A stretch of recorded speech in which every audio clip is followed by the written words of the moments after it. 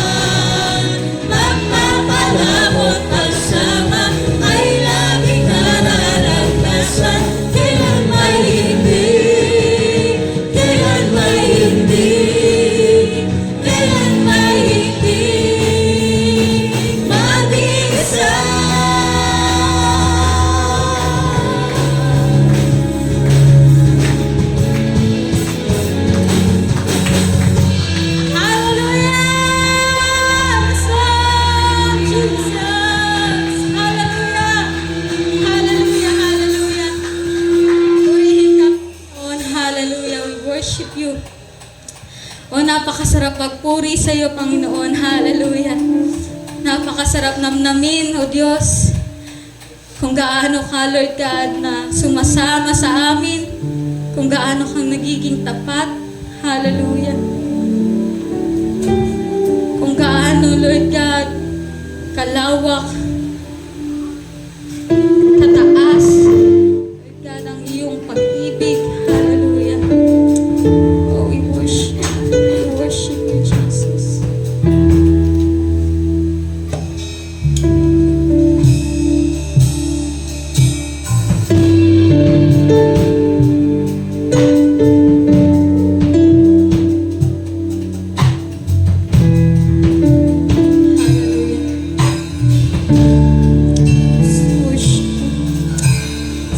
Salamat sa dakila mo pag-ibig.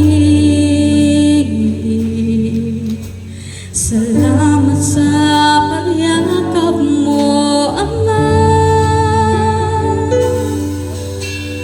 Ang presensya mo ang ninanais ko. Ang puso ko ay para lang sa'yo.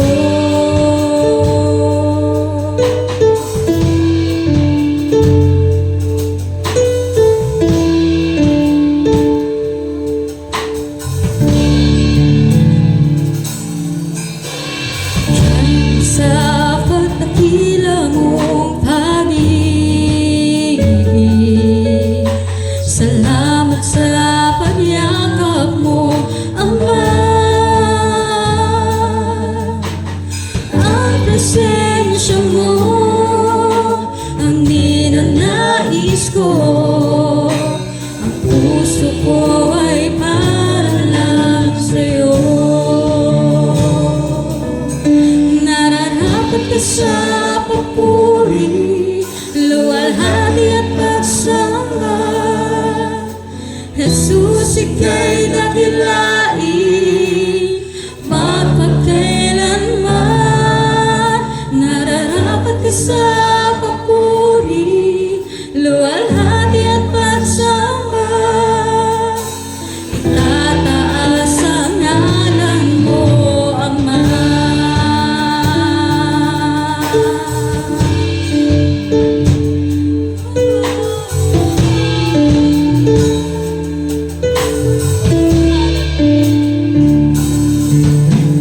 Kailanman hindi ka nagbabago.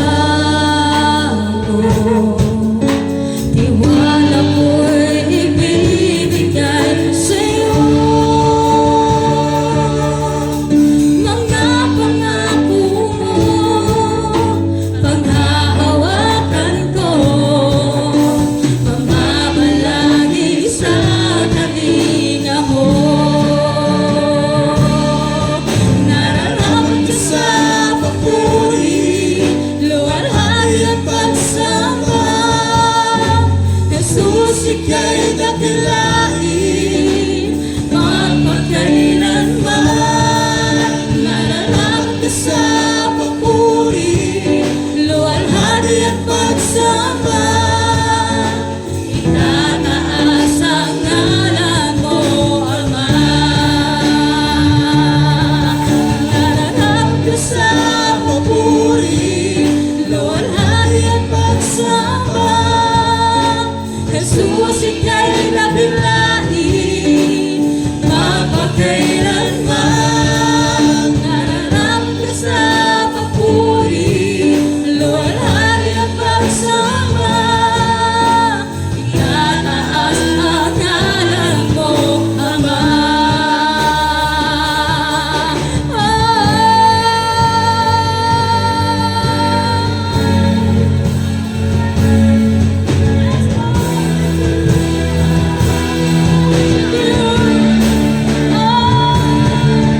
Ang iyong nilikha'y lumuluhod sa'yo. Tinataas ang ngalan mo. Bawat labi ay mapupuri. Jesus, dakila ka. Iyong likha'y lumuluhod sa'yo. Tinataas ang ngalan mo. Bawat lahi ay magsasabi, Jesus, dakila ka. Nararapat ka sa papuri, luwalhati at pagsamba. Jesus, ika'y dakilain magpagkailanman. Nararapat ka sa papuri, luwalhati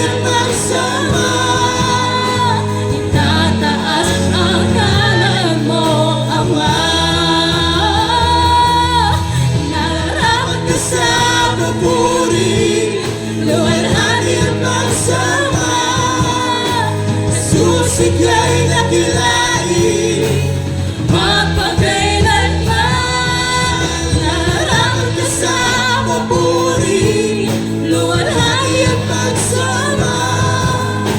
Itataas ang ngalan mo, Ama. Sa lahat ng panahon, Diyos ka sa amin. Sa lahat ng oras, nariyan para sa amin. Panginoong Yesus, purihin ka. Dakilain ka sa buhay ko, di nagbabago. Diyos ka sa amin, aming sandigan, nariyan para sa amin.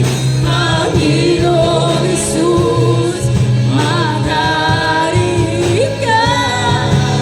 Mag-iwanag ka sa buhay ko.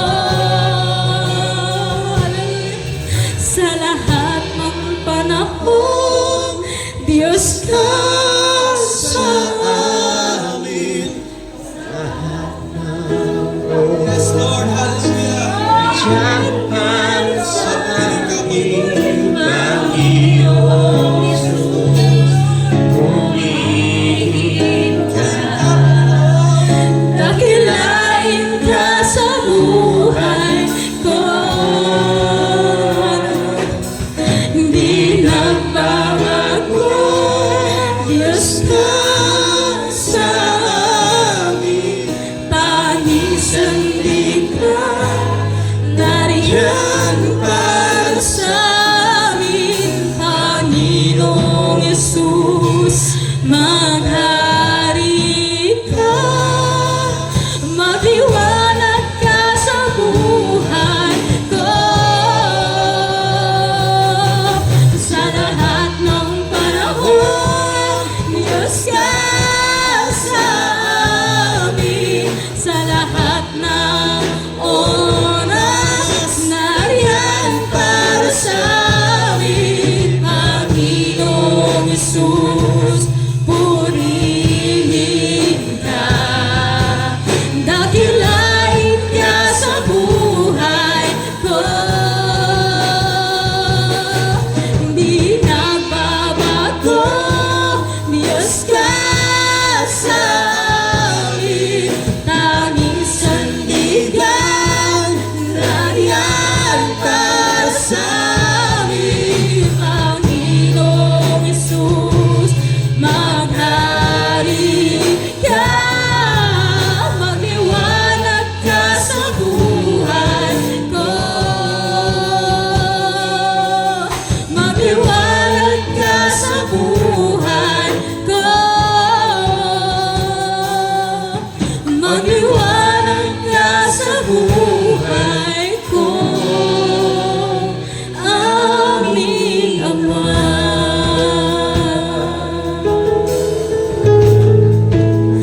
Aming Ama, Diyos. Dakilain ka, Panginoon. Hallelujah. Hallelujah. We worship you, Jesus. Hallelujah. Dakilain ka, Panginoon.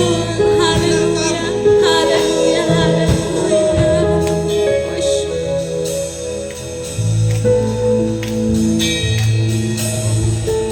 Lord, hallelujah. Oh, hallelujah, hallelujah.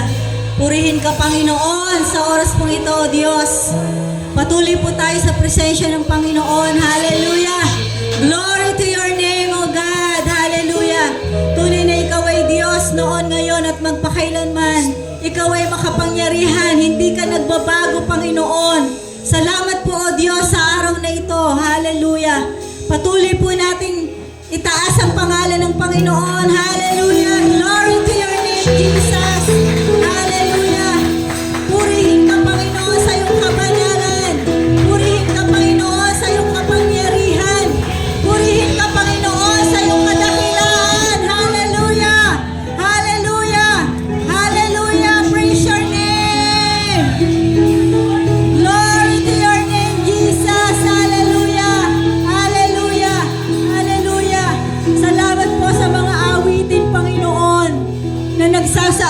Diyos, kung gaano kakadakila at kabuti, Panginoon. Bagaman sa buhay namin, O Diyos, marami kaming pagkukulang sa iyo, Panginoon. Subalit ikaw ay tapat, ikaw ay sapat sa buhay namin, O God. Hallelujah.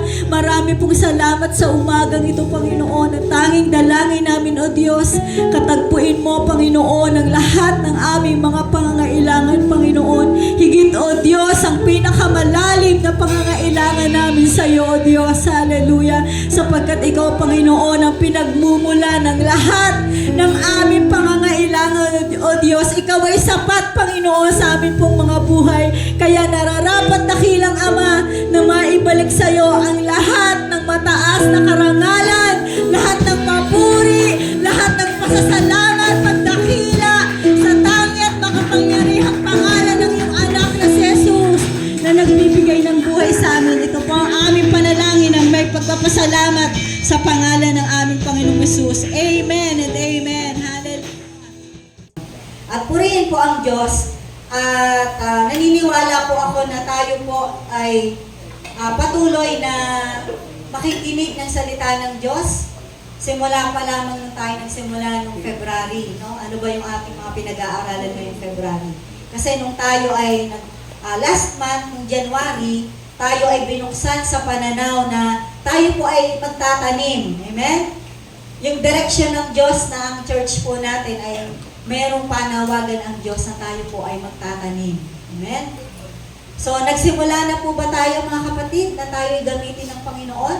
Na tayo po ay magtanim ng salita ng Diyos sa puso ng bawat mga tao. Amen?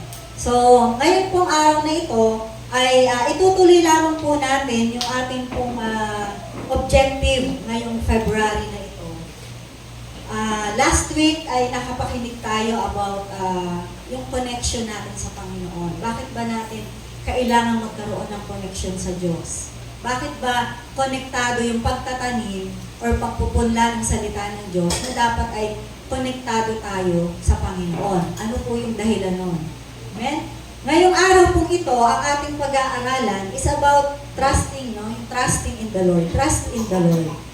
So, habang ito po ay pinag-aaralan ko, nakita ko po yung kadahilanan, yung reason kung bakit connected ang mensahe last week, mensahe ngayon, at yung mga susunod pang mensahe ngayong buwan na ito. Alam niyo po, nakakatuwa po ang Lord. Amen? Sino po yung nakaka-appreciate na nai-connect mo yung bawat mensahe ng Diyos? Ay, oo nga, no? Amen? Alam niyo po kung bakit? Kasi ito pong mensahe na ito, hindi lamang po ito basta ibinigay. Hindi lamang po ito basta naisip ng ating pastor na, ay, oo nga, ito magandang topic. No. Alam niyo po ba na ito ay may malaking importansya sa kung paano po tayo maghahasik, kung paano tayo magtatanim ng salita ng Diyos. Amen? Naniniwala po ba kayo doon? Amen? Sino po yung na-appreciate yung message last week about the being connected with God? In John chapter 15. Amen? Diba? Importante po yun eh, yung mensahe po last week, na kung hindi po tayo konektado sa Diyos, ano po kaya ang kaya natin gawin? Amen? Ang hirap po kasi na tayo ay kumilos nang hindi po natin alam kung saan ba nagmumula? Bakit ba kailangan natin maging connected sa Panginoon? Samantalang may kakayanan na naman tayo na mag-share.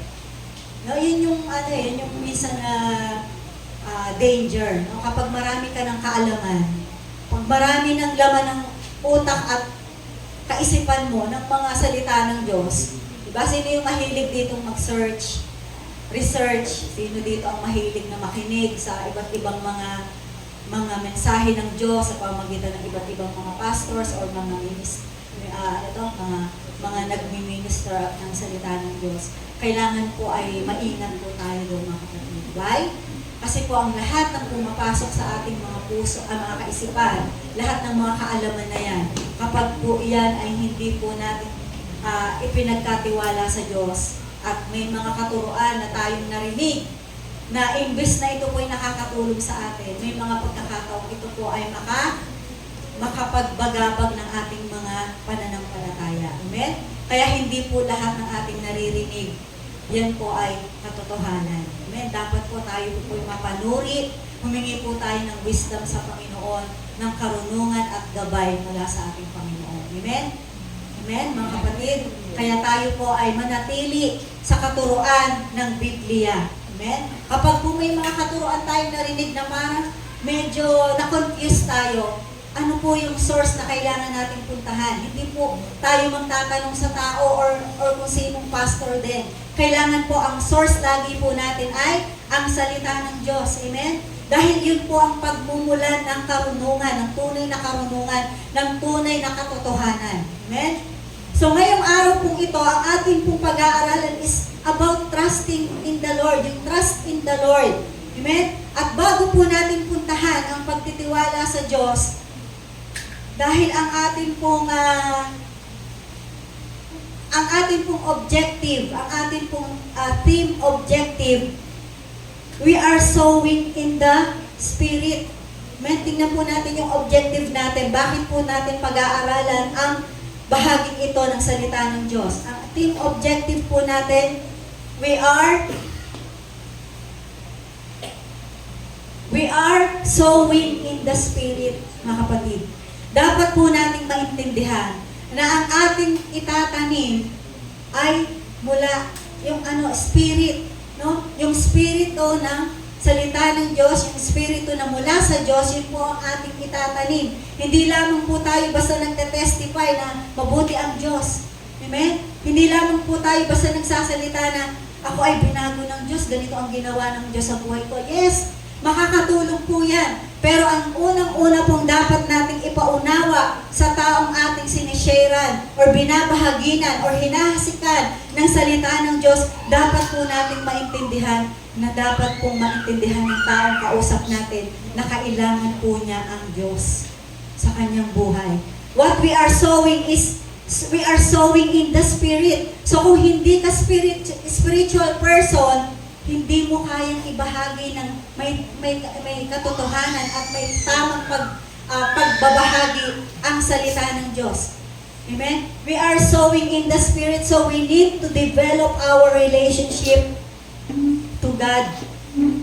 At hindi ka po makakapagbahagi kung ikaw mismo ay walang relasyon sa Diyos. Why? Because yung Spirit ng Panginoon ang mag-guide sa'yo kung paano mo ihahasit ang salita ng Diyos. Amen? And our objective is to develop our needed faith in sowing in the Spirit. Dito po tayo magpo-focus, mga kapatid. We are sowing in the Spirit. At bago po natin sabihin sa taong kausap natin na trust in the Lord, kung wala po siyang relasyon sa Diyos, mahirap po magbigay ng tiwala. Tama po ba, mga kapatid?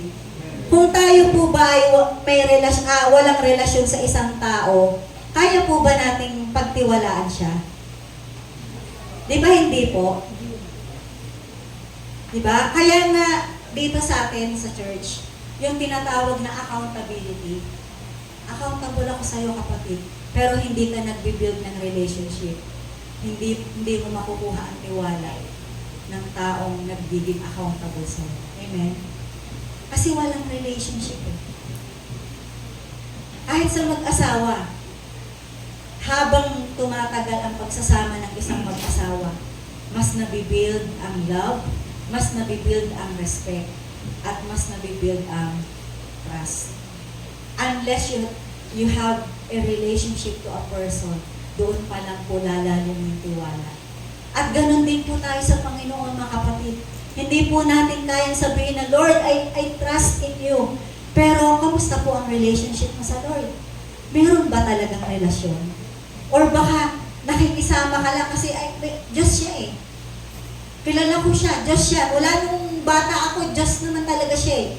Kilala ko na siya, pinakilala na siya sa akin ng simbahan. Pinakilala na siya sa akin ng aking mga magulang. Siya ay Diyos, siya ang may likha ng langit at lupa. Yun lang po ba ang pagkakilala natin sa relasyon na meron tayo sa Diyos? No.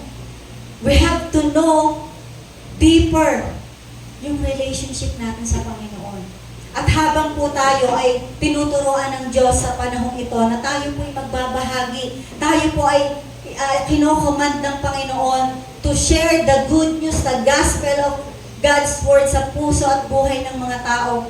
we need to understand na kailangan po muna natin turuan or akayin yung taong kausap natin to have a right relationship with the Lord. Amen? Kailangan po niya munang magkaroon ng relasyon sa Diyos.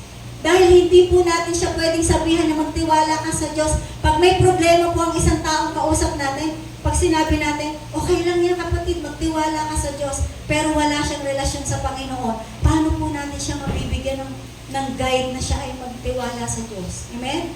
So we need to understand na dapat maipaunawa po natin sa taong yun na kailangan mo ang relasyon sa Diyos. Kailangan mo tanggapin na ikaw ay makasalanan. Na we are all sinners, sabi ng Romans chapter 3 verse 23, we are all sinners and we fall short of His glory. Tayo po ay hindi nakaabot sa pamantayan ng Diyos, tayo po ay makasalanan. At kailangan mo ang Diyos, kailangan mo ang relasyon sa ating Panginoong Jesus. That Christ died for our sins. Na ang Diyos ay namatay dahil sa ating mga kasalanan. Amen? In 1 Corinthians chapter 15 verse 3, and Jesus is the only way to heaven. Unless na ikaw ay magpakababa na wala kang kakayanan na i-save ang iyong sarili, ang iyong kaluluwa, at ikaw ay magpakababa at isuko mo ang buhay mo sa Diyos dahil na nakikilala mo ang Diyos lang ang tunay na daan. Hindi mo tunay na pagtitiwalaan ng Diyos. That God loves us, mga kapatid. Pag po ba tayo ay nag-share ng gospel ng Panginoon, sinishare po ba natin kung gaano siya kamahal ng Panginoon? Nararamdaman po ba ng kausap natin na mahal siya ng Diyos? Na sa kabila ng kanyang kasalanan, kaya siyang tanggapin ng Panginoon. Amen? Mga kapatid, yun po yung basic. Yun po yung dapat unahin natin. Ilapit po natin ang tao sa ating Panginoon. Amen? We have to have that relationship with God. At sabi po ng mensahe ng Diyos last week, yung connection natin sa Panginoon. Kumusta po yung connection natin sa Lord? Kumusta po yung, are we connected with the vine? Are we connected? We as His branches. Nasabi po doon, kung tayo po ay hindi konektado sa Diyos, wala po tayong kakayanan. Amen?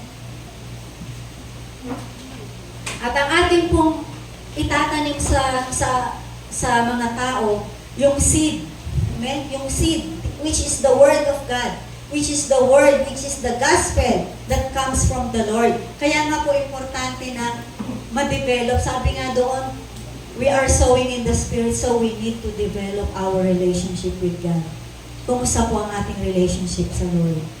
Mga kapatid, tayo po ba ay laging konektado sa Diyos?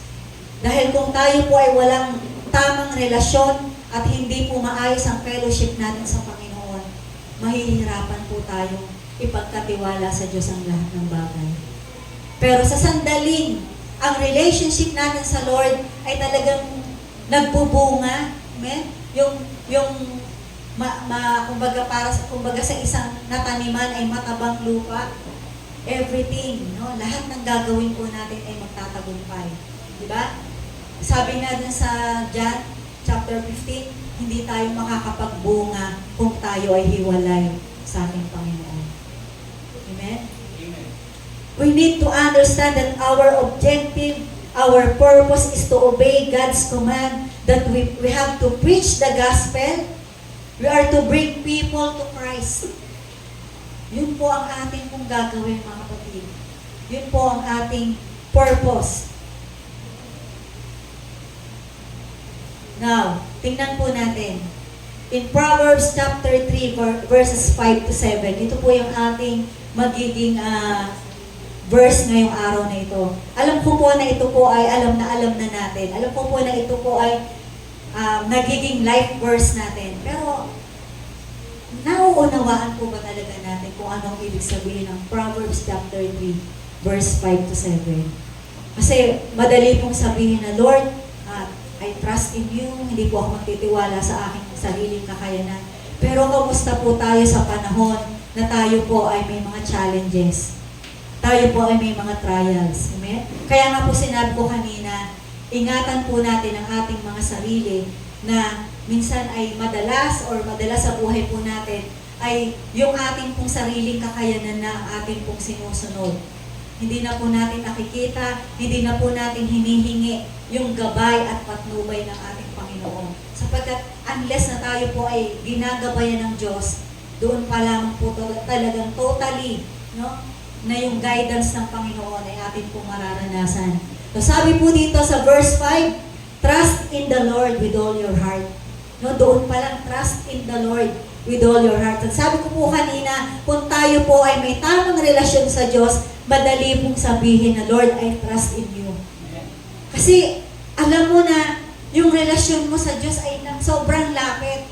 Kaya pag sinabi mo, Lord, nagtitiwala ako sa iyo. Why? Kasi alam mo na may kakayanan ang Diyos na gumawa sa buhay mo. Pero kapag wala kang tamang relasyon sa Panginoon, paano mo sasabihin, Lord, nagtitiwala ako sa iyo? Samantalang hindi mo nararanasan ang pagkilos ng Panginoon. Hindi mo totoong nararanasan ang Panginoon sa iyong buhay. Kaya ang sabi po dito, ang paalala po ng salita ng Diyos, trust in the Lord with all your heart. At maibibigay mo lamang ang buong puso at buhay mo sa Panginoon kung ikaw ay tunay na may relasyon sa Diyos. Trust in the Lord with all your heart and do not lean, mga kapatid. Ito po ay reminder po sa ating lahat. Do not lean on our own understanding.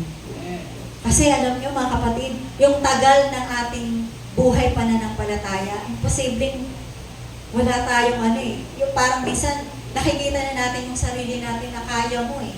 Amen? Sino po dito yung nakakaramdam ng gano'n na parang minsan kahit hindi nga na ako gano'n ka-prayerful, nakakaya ko namang mag-share ng gospel. Amen? Bantayan po natin yung mga sarili natin, mga kapatid.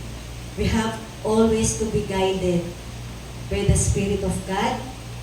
We have to pray every time na kapag po tayo ay lalabas ng ating pong tahanan, hindi po natin alam kung sino yung ating makakasalamuha. Amen? Hindi po natin alam kung paano yung labanan na ating pong mararanasan sa labas ng ating tahanan. Kaya lagi po natin ipagkakatiwala ang ating buhay sa Panginoon. And verse 6, in all your ways, acknowledge Him. In all our ways, mga kapatid, acknowledge Him. And He will make straight your paths. Yung ating pong mga direksyon ng ating buhay. Tingnan niyo po yung image doon sa left side, di ba? Ganyan po tayo, mga kapatid. Marami tayong mga decisions na kailangan pong gawin sa buhay natin. At unless tayo po ay guided ng Panginoon, maaaring madaanan natin yung mga direksyon na minsan ay nakikita natin, tingin natin yun yung tama. Amen? Pero kapag po tayo ay guided ng Panginoon, lagi pong i-correct ng Panginoon, i-direct tayo sa tamang direksyon patungo sa Diyos. Be not wise in your own eyes. Huwag po nating makita ang sarili natin na tayo ay higit pa. No? Meron po pagkakataon na gano'n, na parang minsan ay nakikita natin yung kataasan. No? Lagi nawa tayong ibaba ng Panginoon. Fear the Lord and turn away from evil. Yan po yung mensahe ng Diyos sa araw na ito. Huwag po tayong padaya sa mga na emosyon or mga damdamin na meron tayo, na minsan ito yung nagdadala sa atin sa kapahamakan. Kung tayo po ay confident na guided ng Panginoon, ang sabi po doon sa 2 Timothy chapter 1 verse 7, ang ipapalit po ng Diyos dun sa takot na nararamdaman natin ay power mula sa Panginoon. Kapag po tayo ay guided ng Panginoon, kapag yung trust natin ay ibinigay natin sa Panginoon, yun po ating spirit, no? Laging bibigyan ng Diyos ng katapangan na every time na tayo ay mag-speak, tayo ay magsasalita, magbabahagi ng salita ng Diyos, pinapalitan ng Diyos yung takot na nararamdaman natin. Tayo po ay binibigyan ng power. Sabi ng Diyos, for God has not given us the spirit of fear, but of power, of love. Amen? Praise God! Why do we need to trust in the Lord? Sabi po dun sa susunod na mensahe, trust in the Lord, it emphasizes the foundational concept of fully relying on God's goodness. Wala po tayong ibang pwedeng i-rely, wala po tayong ibang pwedeng asahan, kundi Lord, yung goodness mo, yung mercy mo, yung wisdom mo. Amen? Kasi alam nyo, kapag yung ating relationship sa Lord, sobrang intact, sobrang deep, wala kang ibang pwedeng pagbigyan ng pag-asa or kunan ng pag-asa, kundi ang Panginoon. Lord, yung biyaya mo lang ang may kakayanan para ako ay makagawa. Yung goodness, yung wisdom, yung power in all aspects of life. Viewing it as a deep personal relationship where you surrender control. Amen. We have to be surrendered. Yung control, yung surrender control for the Lord and confidently believe in His plan for you. Diba alam niyo, nakita niyo yung mga yellow, highlights. Fully relying. No? Parang kung titingnan natin, pag sinabi mong, Lord, I trust in you, may natira pa ba sa atin? Parang wala na, no? Kasi everything, Lord, ikaw na. Bahala ka na, Panginoon. Ganun po yung totoong trust eh. Pag sinabi mo, Lord, I trust in you with all my heart, wala kang ititira sa sarili mo na kakayanan eh. Although nakikita mo na, Lord, may kakayanan ako, syempre. Meron akong gift from you, meron akong kakayanan na mula sa iyo. Pero pag sinabi mo, Lord, I trust in you, ang ibig sabihin mo nun, mga kapatid, you are fully relying everything. Lahat ay ibibigay mo talaga sa Panginoon. And sabi dito, deep personal relationship. Mas ididig mo pa deeper. Kasi di ba, the more na nakikilala mo ng kalaliman, ang katotohanan ng salita ng Diyos, ang katotohanan na meron ang Panginoon, mas more mo pang makikita yung kalaliman ng relasyon mo sa Diyos. And yung total surrender, and yung confidently believe, and ultimately finding peace and strength mo ay magmumula sa Panginoon. Diba? Ang sarap, mga kapatid. Nararanasan niyo po ba ito, mga kapatid? Ang sarap maranasan ang kapayapaan mula sa Panginoon. Nabagaman na ang daming challenges, mga kapatid, may time talaga na lumuluha ka na lang nang hindi mo na alam kung paano, ano ang pwede mong gawin. Kasi wala ka ng ibang pwedeng asahan. Pero pag sinabi mo sa Lord, Lord, I trust everything in your hands. Ikaw na po ang bahala. Amen? Alam niyo po yung time na nawala po si Pastor Noli sa akin, hindi ko po talaga alam. Alam niyo yung nakita niyo yung tao kanina na ang daming direksyon na nakikita. Ganun po yung imagination ko eh. Lord, saan po ako? Kaliwa po ba, kanan? Aatras po ba muna ako? Oo po ba muna ako? Magpapahinga po ba ako? O didiretso na po ba? Yun po yung yun po yung kaisipan na meron tayo, mga kapatid eh. Pero dahil naniniwala tayo na ang Diyos ang may control ng lahat ng bagay sa buhay natin, kaya natin magpatuloy, mga kapatid. Amen? Kaya po natin dumiretso sa direksyon na itinuturo ng Panginoon sapagkat naniniwala tayo na kontrolado ng Diyos ang ating buhay. Because we are fully delighted with the Lord. At alam niyo po ba, na kapag tayo ay nagtatrust sa Panginoon, ito po yung ibibigay sa atin ng Lord eh. Even during challenging times, ultimately finding peace and strength. Amen? Praise God! Palakpakan po natin ang Panginoon. Wala pong ibang pwedeng panggagalingan ang ating pong kalakasan, kundi ang Panginoon lang. At ito po yung napakasarap maranasan eh. Yung alam mo yung lumuluha ka, pero yung luhang yun, pinapalitan ng joy. Pinapalitan ng peace. Amen? Pinapalitan ng kalakasan ng Panginoon. Yun po yung pinakamasarap na maranasan. Na kahit na feeling mo, hopeless ka na, pero laging yung hope. Our hope is in the Lord. Amen? Praise the Lord.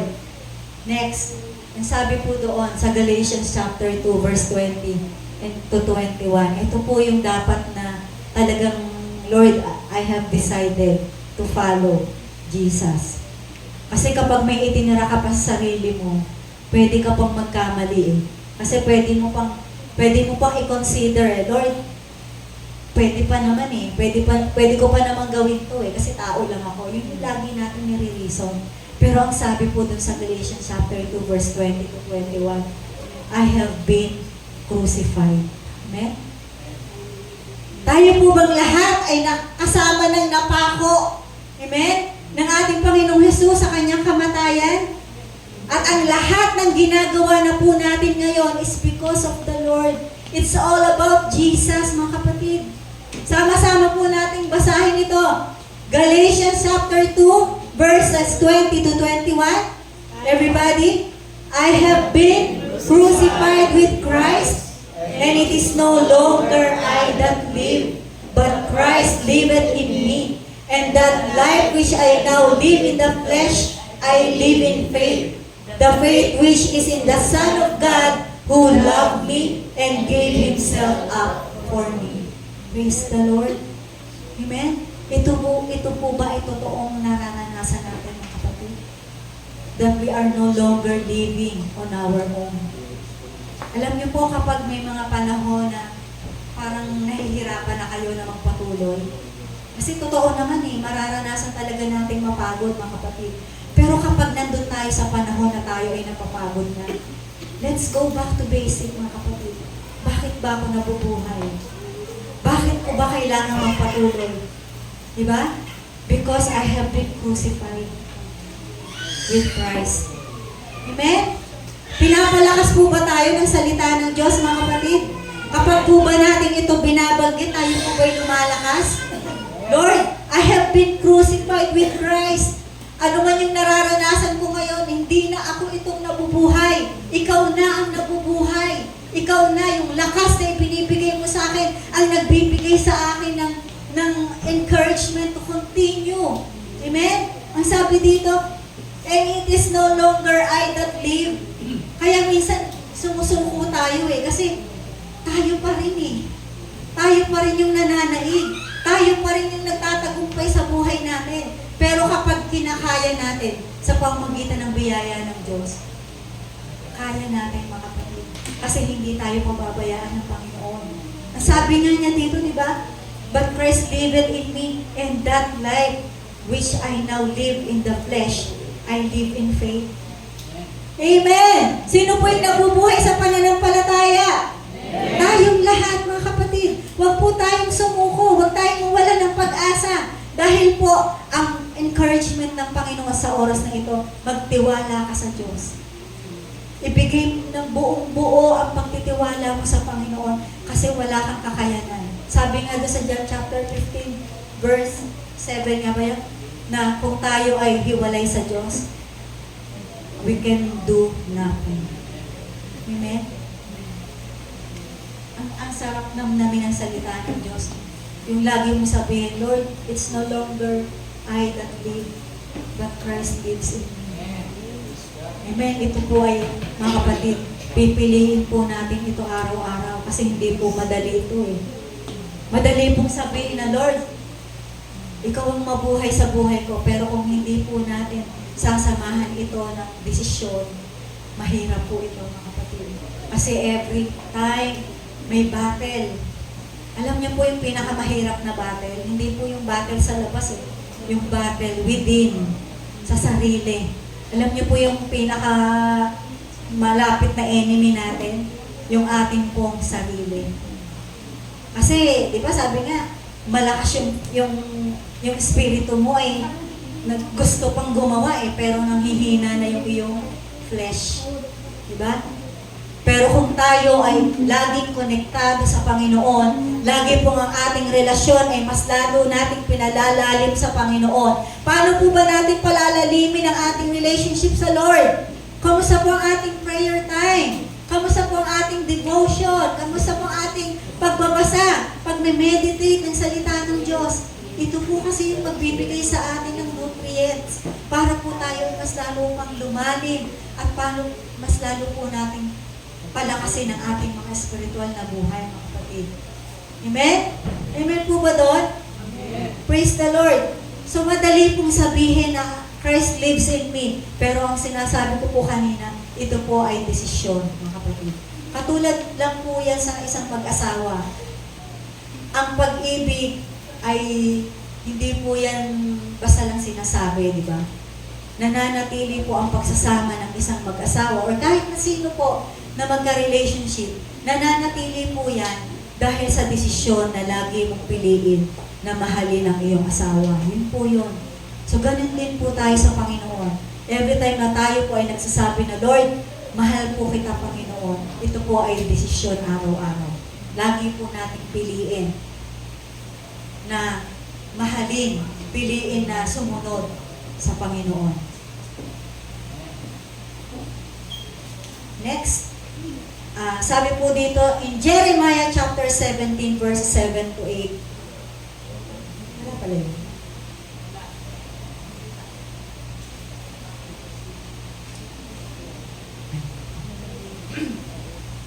Okay. Who is the God we trust? Amen. Sino po ba ang Diyos na ating pinagtitiwalaan? Unless hindi po natin kasi kilala ang Diyos, mahirap pong i-fully ibigay ang ating pong pagtitiwala sa Diyos. Katulad lang po yan sa isang taong ating pinagkakatiwalaan. Kapag po malalim ang pagkakakilala natin sa Kanya, mas malalim pong pagtitiwala ibibigay natin sa Kanya. So now, sino po ba ang Diyos na ating pinagkakatiwalaan?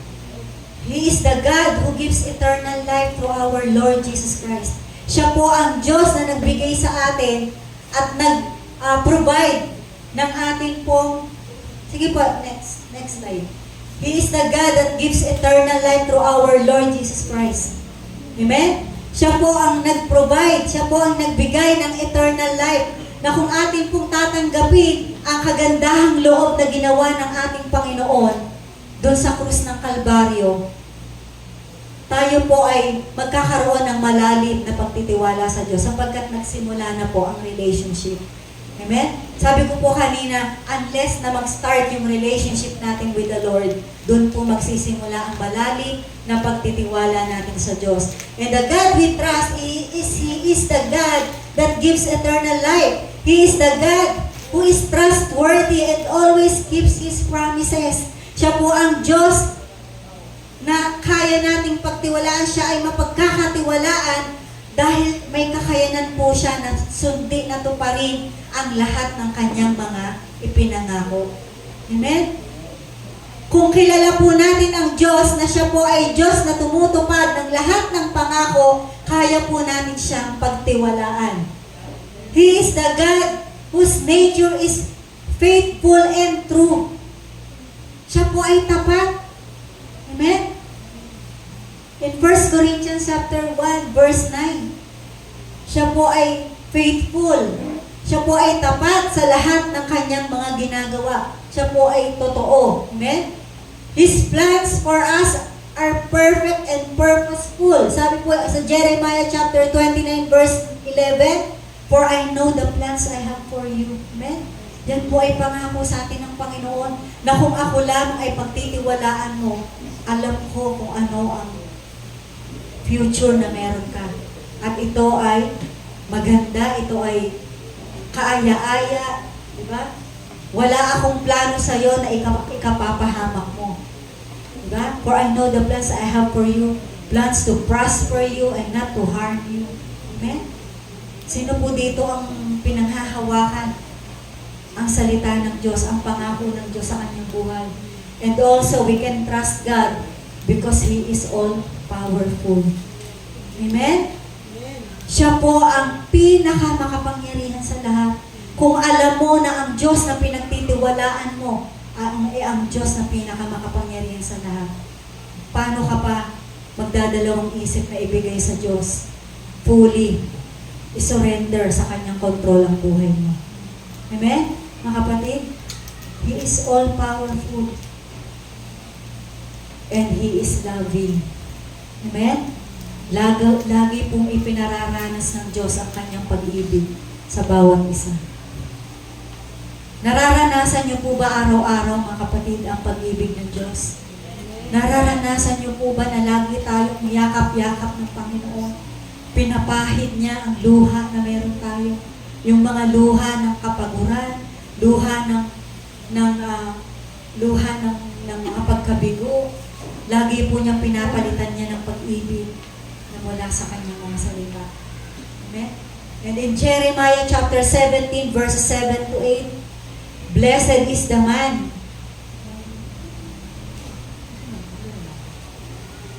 Ay, hindi pala. Sorry ulit. Okay, so next natin, why we should not lean on our own understanding. Kasi kanina, in Proverbs chapter 3, verses 5 to 7, sabi dun sa verse 6, sabi sa verse 5, trust in the Lord with all your heart and do not lean on your own understanding. Bakit po kailangan maintindihan natin na huwag tayong manangan sa ating mga sariling kakayanan? Because number 1, His ways are perfect and our ways are flawed. Huwag po tayong magtiwala sa sarili nating kakayanan kasi madalas po at maraming pagkakataon sa buhay natin na tayo po ay maiipahamak ng ating sariling karunungan. Because His ways are perfect. Doon po tayo magtiwala sa Diyos na totoong perpekto. Amen? Siya po ang may kakayanan na itumpak ang lahat ng ating mga daan. In Proverbs chapter 18, verse 30, God's way is perfect. All the Lord's promises prove true. Ang lahat po ng mga pangako ng Diyos ay totoo. Amen?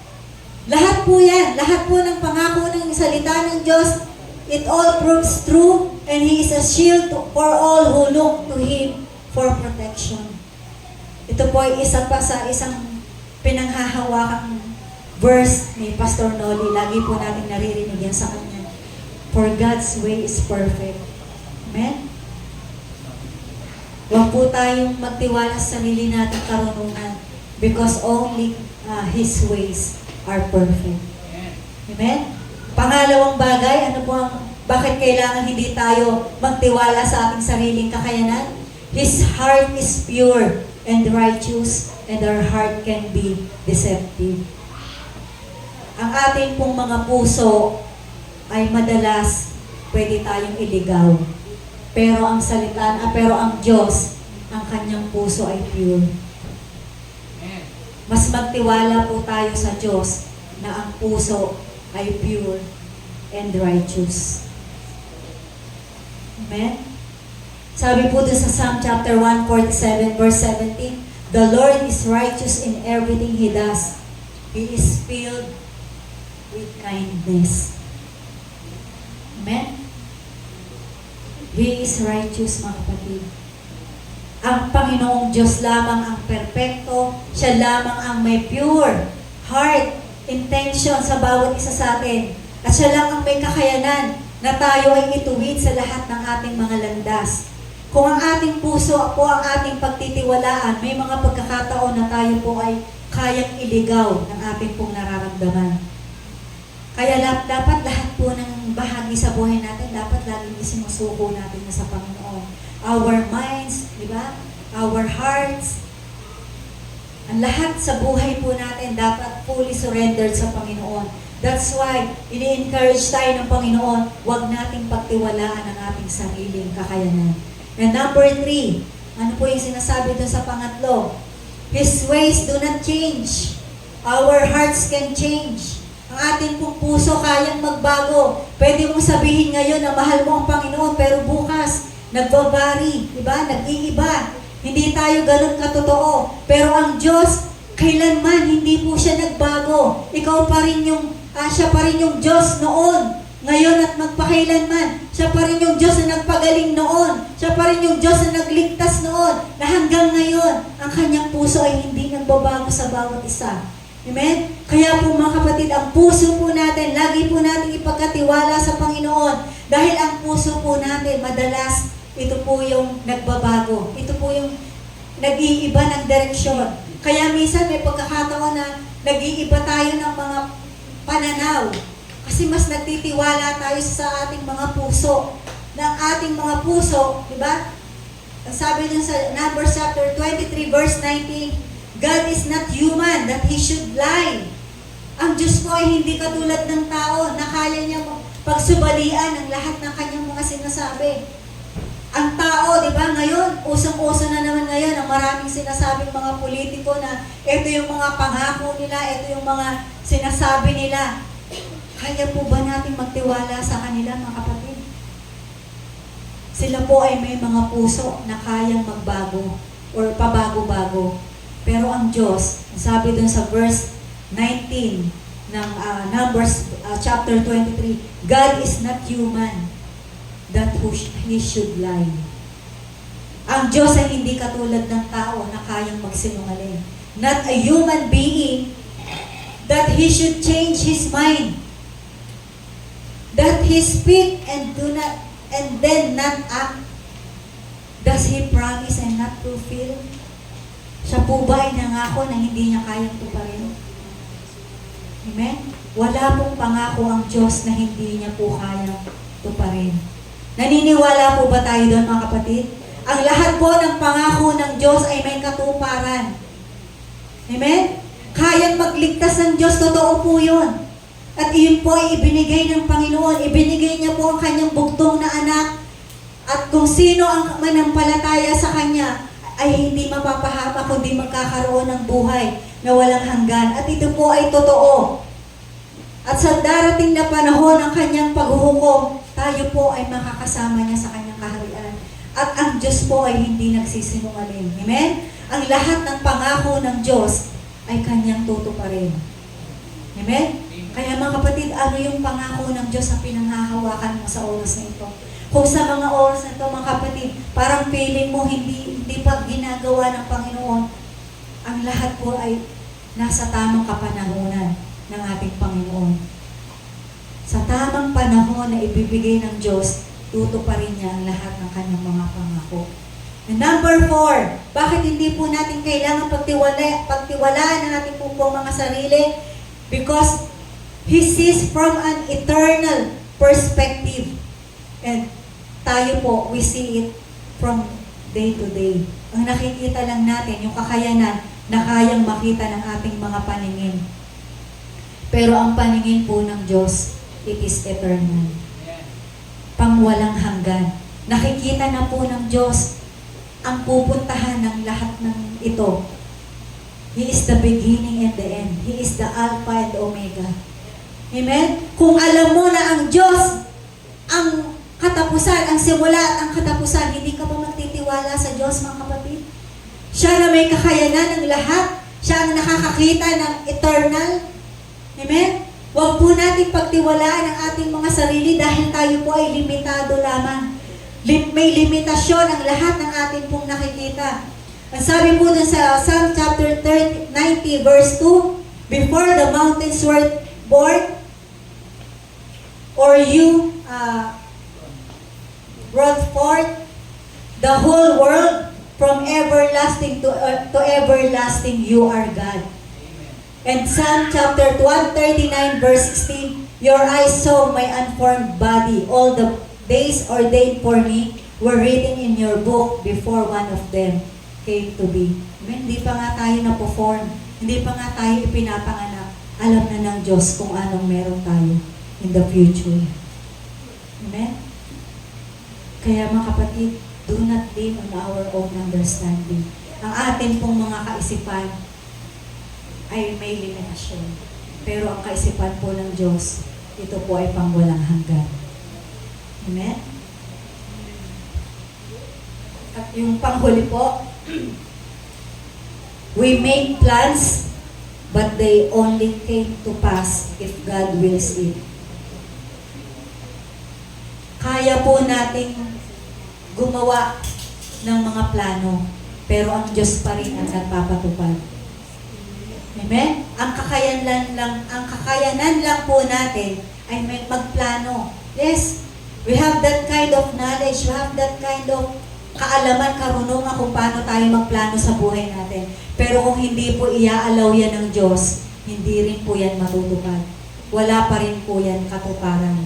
So ang lahat ng bagay ay may katuparan lamang sa pamamagitan ng ating Panginoon. In Proverbs chapter 16 verse 9, we can make our plans, but the Lord determines our steps. Amen? Ang may kakayanan na magbigay ng katuparan sa lahat ng ating mga direksyon ng ating buhay ay ang Panginoon lamang. Now, in Jeremiah chapter 17 verses 7 to 8, "Blessed is the man who trusts in the Lord." Blessed po tayo mga kapatid, sapagkat tayo po ay nagtitiwala sa Diyos. Amen? Sino po dito ang blessed dahil siya ay nagtitiwala sa Diyos? Amen? Tayo pong lahat ay pinagpala ng Diyos. Ang isang taong nagtitiwala sa Panginoon ay tinatawag pong pinagpala ng ating Diyos. Why?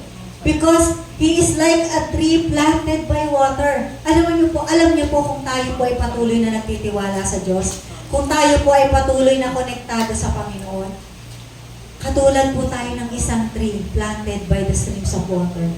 Alam niyo po imagine niyo po yung isang puno na nakatanim, na ang kanya pong ugat ay nananalaytay yung ugat na nananalaytay sa tubig. Na kahit na ano man ang mangyari sa sitwasyon ng buhay niya, hindi po siya malalanta. Amen? Ganun po ang ating kalagayan kung tayo po ay nagtitiwala sa Diyos. Tayo po ay mananatiling sariwa. Hindi po tayo mauubusan ng lakas. Hindi po tayo kailanman mamamatay sapagkat ang ating pong root ay nasa stream of water. At yung pinagdadaluyan po nun, ang pinag-uugatan po nun, kung tayo po ay konektado sa Diyos, ang kalakasan po natin ay laging nasa Panginoon. Amen? Every challenge, sabi dito, and does not fear when heat comes. Imagine niyo po yung isang puno na nakatanim, na malapit na naka-stream by water, kahit na mainit, hindi po siya malalanta, hindi siya mamamatay. Kasi patuloy na dumadaloy yung tubig sa ugat na kung saan nandun siya. Mga kapatid, ganun din po tayo sa Panginoon. Kapag ang ating pagtitiwala po ay laging sariwa sa Panginoon, dumating man po ang pinakamabibigat na pagsubok sa buhay natin, hindi po tayo kailanman manghihina. Amen? Sino po dito ang nagtitiwala sa Diyos at kailanman ay hindi manghihina sapagkat siya ay konektado sa Panginoon? Amen? Bakit po ito ang itinuturo sa atin ng Diyos, mga kapatid? Dahil kailangan pong makita sa ating buhay ang isang totoong buhay na may koneksyon at isang buhay na may relasyon sa Diyos. Kasi paano po natin maiibahagi, paano po natin maihahasik ang salita ng Diyos, ang good news of salvation sa mga tao, kung nakikita ng mga tao na tayo ay hinang-hina, kung tayo sa sarili natin ay hindi totoong may relasyon sa Diyos.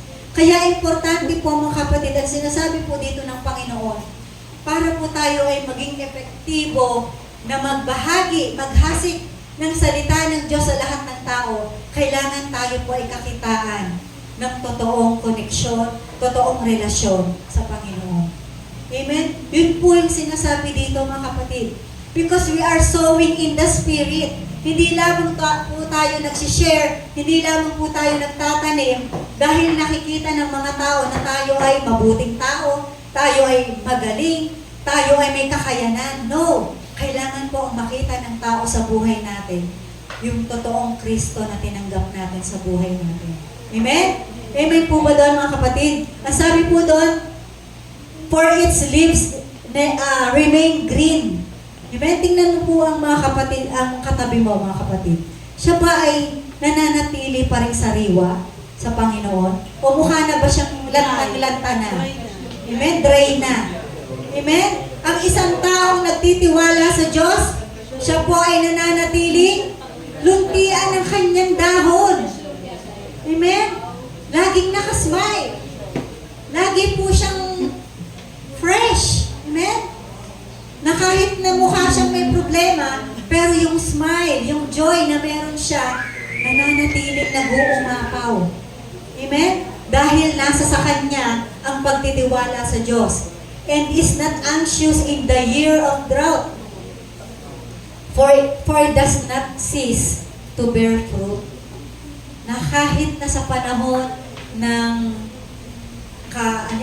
yung panunuyo ng kanyang buhay, nananatili pa rin sariwa at namumunga ang kanyang buhay. Amen! Praise the Lord! Ganun po ang nais ng Panginoon. Ganun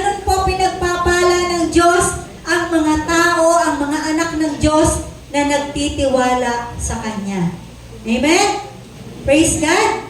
At sabi po sa Hebrews chapter 10 verse 23, let us hold unswervingly to the hope we profess, for He who promised is faithful. Amen? Lagi po tayong magtiwala dun sa hope na ibinigay ng Panginoon sa atin. Sapagkat siya na nangako sa atin ay tapat. Amen? Blessed po ba tayo mga kapatid? Na tayo po ay pinagpala ng Diyos sapagkat tayo po ay nagtitiwala sa Panginoon. Kaya mga kapatid, wala pong kalugihan. Wala pong kalugihan ang sino mang tao, ang sino mang anak ng Diyos na nagbigay ng tiwala sa Kanya. Hindi po tayo lugi. Lagi po tayong panalo. Amen? Lagi po tayong pagpapalain ng Diyos. Sapagkat ang pangako po dito ng Panginoon, tayo po ay matutulad sa isang puno na laging sariwa. Sapagkat ang dumadaloy ay yung pangako at yung biyaya ng Diyos sa ating mga buhay. Now, in conclusion po, madali lang po ang mensahe ng salita ng Diyos. In conclusion, mga kapatid, ito po ay challenge para sa ating lahat. That regardless of life's challenges, choosing to fully trust God with our hearts and minds and leaning not on our own understanding will lead to peace. Amen po ba mga kapatid? Kung pipiliin po natin na magtiwala sa Diyos, regardless sa mga challenges ng buhay natin, ang kapayapaan po ay lagi natin mararanasan. Why? Kasi ibinigay na natin sa Lord lahat eh. Wala na tayong itinira para mag-alinlangan pa. Kapag ibinigay natin sa Panginoon ang buong buo ang ating pagtitiwala sa Kanya, leaning not on our own understanding will lead to peace, guidance, and assurance that He is always with us. Ito po yung laging ipaparana sa atin ng Panginoon, na kapag ang pagtitiwala natin ibinigay natin sa Diyos at hindi tayo nagtiwala sa ating sariling kakayanan, bibigyan tayo ng kapayapaan ng Panginoon, guidance ng Diyos, at yung assurance na lagi natin siyang kasama. Amen? Directing our paths towards His perfect plan. His plans are perfect. Huwag po nating pagsubalian ang pangako ng Diyos. So today, let us choose to fully trust in the Lord, knowing that He is faithful and will never leave us. Embrace the peace that comes from surrendering our worries and anxieties to His care, and confidently step forward in the path He has prepared for us. Yung confidently, no? Yung confident na ibinibigay natin sa Panginoon, na talagang wala na tayong ibang pwedeng pagtiwalaan kundi ang Diyos. Kapag yun po yung ating nararanasan, lahat po ng sinabi niya dito, no? Yung peace, yung guidance, yung pagsama ng Panginoon, lagi po natin yung mararanasan. Amen po ba mga kapatid? Nararanasan po ba natin ngayon ang kapayapaan mula sa Panginoon? Nararanasan po ba natin yung guidance ng Panginoon? Ang sarap po yan maranasan mga kapatid. Na kahit na po may mga pagkakataon sa buhay natin na mahirap, may mga pagkakataon na parang ayaw mo na, gusto mo nang sumuko, pero kapag muli mong binalikan yung pagtitiwala mo sa Panginoon, ibibigay po ng Diyos yung tunay na kapayapaan na lagi niya handang ibigay para po sa ating lahat. Amen? So, palakpakan po natin ang Panginoon sa oras na ito. At tayo po ay tumayo.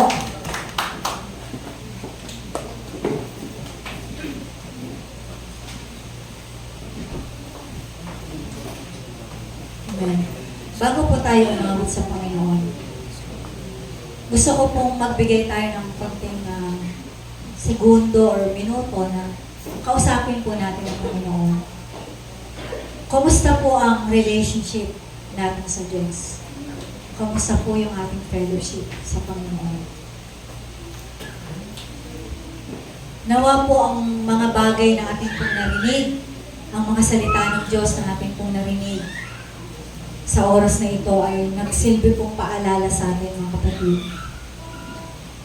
na tayo po ay magiging useful. Tayo po ay gagamitin ng Diyos to share the good news of salvation, the gospel of God, kung may tamang relasyon po tayo sa Panginoon. Kasi doon po yun magsisimula. Now, kamusta po yun, mga kapatid? Kamusta po yung relationship? Kamusta po yung trust na meron tayo sa Panginoon? Tayo po ba ay nasa tamang direksyon? Amen. Dumulog po tayo sa Panginoon sa oras po ito. At patuloy po natin kausapin ang Panginoon. Hallelujah. Lord, oh, praise you, Jesus. Sa oras pong ito ay nakikita mo ang laman ng puso namin. Hallelujah.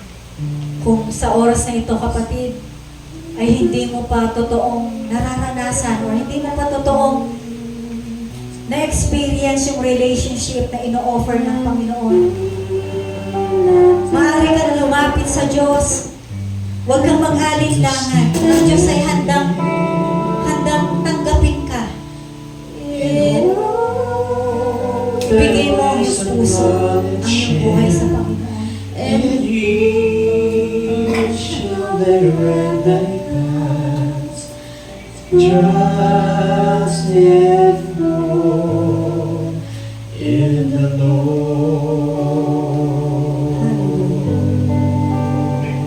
Minsan pawin natin sa Panginoon. Trust in the Lord with all thine heart, and lean not to thy own understanding. In all thy ways acknowledge Him, and He shall direct thy paths. Trust and hope in the Lord. Taas po natin ating mga kamay sa Panginoon. Trust in the Lord with all thine heart, and lean not to thy own understanding. In all thy ways acknowledge Him, and He shall direct thy paths. Trust and hope in the Lord. In all thy ways acknowledge Him, and He shall direct thy paths. Trust and hope in the Lord. So, hallelujah. Patuloy po tayong lumapit sa Panginoon. Hallelujah. Sige po, magtaas tayo ng buhay sa ating Panginoon. Kausapin po natin ang Diyos sa oras na ito. Maaari po natin siyang kaugnayin mula sa ating mga puso. Let's ask guidance from God. Lord, siya sa ating pong Panginoon ang puso ng iyong mga anak sa oras na ito. Ano man ang kalagayan, Panginoon. Ano mang bagay, O Diyos, ang nagiging hadlang upang patuloy kaming lumapit, upang patuloy na lumalim ang aming relasyon sa iyo, Panginoon. Isinusuko po namin ito sa iyo. And we allow, O God, your presence, your spirit, O God, to dwell in our hearts right now. Isinusuko po namin sa iyo, Panginoon, ang lahat ng karunungan na meron kami, Panginoon. Nais ka po namin pagtiwalaan ng buong puso, Diyos, ng buong buhay, na kung saan nakikita namin, Panginoon, na higit ang kakayanan at kapangyarihan na meron ka, Panginoon. Tulungan mo na huwag naming makita, O Diyos, ang aming sariling kakayanan at karunungan, kundi lagi naming makita, Panginoon, na meron kang magandang plano, O Diyos, sa iyong mga anak.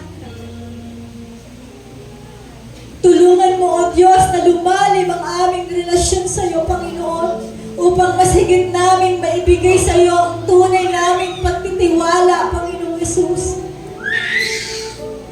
Huwag mong hayaan na iligaw kami, Panginoon, ng aming kaisipan, ng aming puso, ng aming sariling buhay, Panginoon, kundi makita namin, O Diyos, na ang kakayanan at plano mo, Panginoon, ay ang aming kabutihan, Panginoon, makamapabuti kami, Panginoon, at huwag kaming mapahamak, O Diyos. Hallelujah.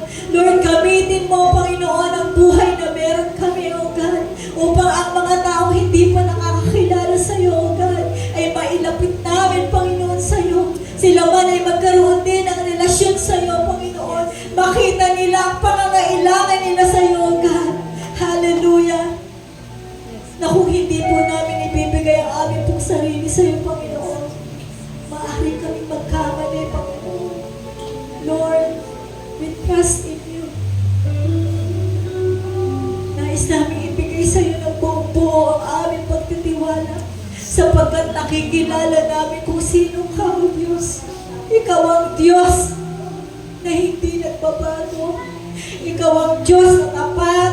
Ikaw ang Diyos noon, ngayon at magpakailanman. Ikaw ang Diyos na dakila. Ikaw ang Diyos na ang gawa ay magligtas. Ikaw ang Diyos na kailanman, Panginoon, na hindi kami iniwan, Panginoon, ni hindi kami pinabayaan, O Diyos. Hallelujah. Salamat po, dakilang Diyos, sa iyong mga pangako. Salamat, dakilang Diyos, sa lahat ng bagay at kabutihan, sa kagandahang loob na meron ka. Salamat sa pag-ibig mo na hindi nagmamaliw, Panginoon. O Diyos, nakikita mo, Panginoon, ang iyong mga anak na nakataas ang kamay sa oras na ito. Ano man ang kanilang kalagayan, Panginoon, Lord, abutin mo po sila, Panginoon. Kung sa oras na ito, sila po ay nangangailangan sa iyo ng kalakasan, O Diyos, please extend your hands to them. Palakasin mo sila, Panginoon.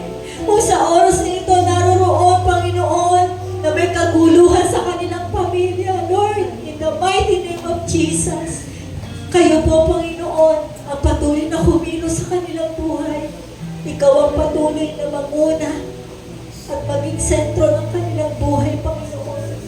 Kung sa oras na ito, Lord God, meron pong may karamdaman, Panginoon, sakit, O Diyos, in the mighty name of Jesus, be our healer, O God. Hallelujah. Ituon mo, Panginoon, ang iyong makapangyarihan at mapaghimalang kamay upang sila ay pagalingin, O Diyos. Kung sa oras na ito, may mga kapatiran kaming nangangailangan financially, materially, nagagamitin para sa kanilang pangangailangan, O God. Hindi ka po madamot, Panginoon, upang hindi tugunin ang lahat ng aming mga pangangailangan. Kung sa oras na ito, may mga kapatiran kami, Panginoon, na hindi na po kaya na lumaban sa buhay. Sila po ay nais ng sumuko, Panginoon. Lord, ikaw ang aming pag-asa. Ikaw ang aming kalakasan. Ikaw lamang, O Diyos, ang aming kailangan, Panginoon. Hallelujah. Buksan mo ang puso ng iyong mga anak sa oras na ito, Panginoon. At nais mo namin ibigay sa iyo ng buong buo ang aming pagtitiwala, O Diyos. Hallelujah. Salamat po, dakilang Diyos, na sa panahon na aming kalakasan, Panginoon. Salamat po, O Diyos, itinataas po namin sa iyo ang buhay ng iyong mga anak sa oras na ito, na ikaw lamang, Panginoon, ang tanging pagsilbing pangangailangan at kalakasan, kapunuan ng lahat ng aming mga pangangailangan. Salamat po, dakilang Ama. Salamat po. Salamat po. Gamitin mo po ang iglesyang ito, Panginoon, para po sa mga taong hindi pa nakakakilala sa iyo, Diyos. Kaming lahat ay may plano ka, Panginoon. Kaming lahat ay gagamitin mo sa isang direksyon, sa isang panawagan, Panginoon, na maipahayag sa lahat ng dahon ng mundong ito, Panginoon, ang iyong kagandahang loob, ang iyong pag-ibig, ang iyong pagliligtas. Hallelujah! Ikaw lamang, aming Panginoong Jesus, ang siyang mataas at mabigyan ng karangalan mo, Diyos. Hallelujah! Salamat po, dakilang Ama. Pinupuri ka namin, Panginoon. Sinasamba ka namin, O Diyos. Pinapasalamatan ka namin, Panginoon. Ikaw lamang at ikaw lamang, O Diyos, ang siyang mahayag at mabigyan ng karangalan. Sa iyo lamang, Panginoon, ang mataas na papuri. Sa iyo lamang, Panginoon, ang mataas na pagsamba, pagdakila sa tangi at matamis sa pangalan ng aming Panginoong Yesus sa pamamagitan ng banal na Espiritu ng Diyos. Ito po ang aming panalangin ng may pagpapasalamat. In Jesus' mighty name we pray. Amen and amen. Hallelujah.